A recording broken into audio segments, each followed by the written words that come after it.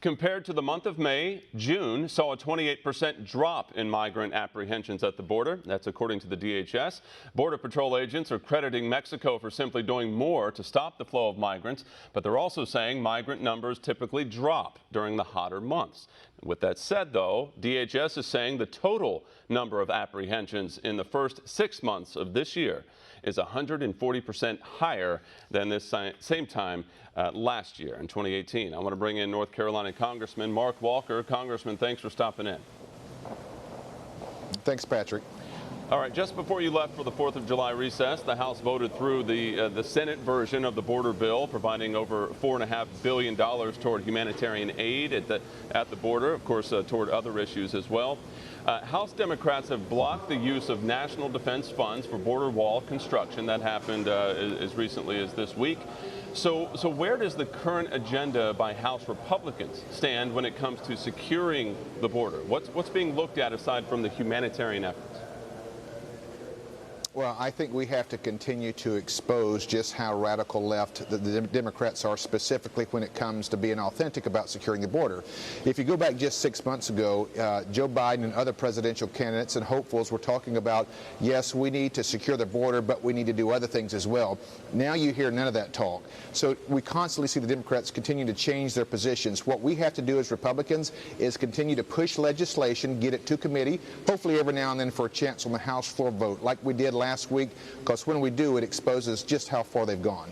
Well, Nancy Pelosi called out 4 progressive Democrats who voted against the bill, saying that she caved to the Republicans. Pelosi said this week those lawmakers have a following in the public, but they don't necessarily have a following among other Democrat lawmakers. She's seemingly trying to distance herself and moderates from the likes of Alexandria Ocasio-Cortez.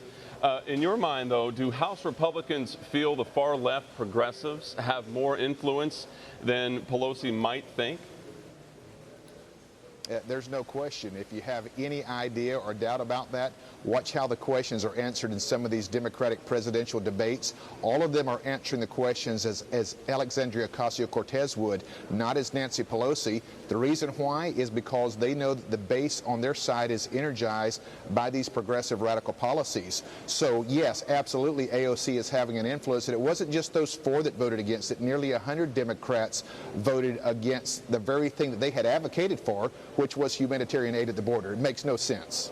Well, Congressman, to a topic you've been tweeting a lot about, is just looking at your Twitter feed here, the USMCA trade deal. The White House has announced that the USMCA deal may not make it over to Capitol Hill for ratification until after the August recess. Pelosi says that she's able to hold the progressives at bay on some of these issues, as we've said. But where do you feel the current version of the USMCA trade deal stands with the House? Could it get ratified today and approved as is?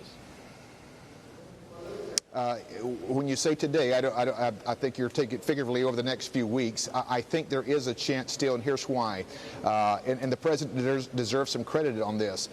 Mexico, they're there. They're federal officials. Even Justin Trudeau, when he was here a couple of weeks ago, maybe 3 weeks ago now, said this is something we need to get past. This impacts 12 million jobs. The only one who doesn't want to move it to the House floor right now is Nancy Pelosi. And the reason why is they're playing politics. More histrionics. They cannot give the president another huge win on the economy. He's had too many wins with all the different numbers and indicators as far as how our economy has roared back the last 2.5 years. This is about politics, not about small businesses and not about jobs.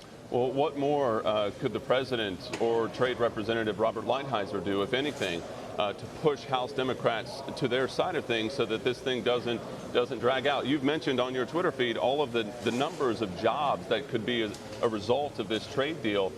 So what does the president do, and what can his trade office do to make sure this thing doesn't drag out? The best thing that we have to do, Vice President has said this before, when you're in the majority, you legislate. When you're in the minority, you communicate. We have got to continue to communicate the American people. Every member, for my example, in my district is 22,000 jobs impacted. In our state, nearly 3 million. Nationally, 22 million. That is what we're seeing right here, right now, and we need to communicate as Americans, as political officials, whoever can, to make sure that Nancy Pelosi understands and feels the pressure. This is not about some partisanship play. This is about our economy, and now is the time to do something that impacts, listen, this even impacts many of our farmers in our agriculture industry. So for her to be able to sit on her hands is an injustice to the American people. All right, Congressman Mark Walker, as always, we appreciate your time, sir. Want to see more videos like this? Click on the link below and subscribe to One America News on YouTube, and call your cable provider and kindly demand that One America News is added to your lineup. Call and subscribe today.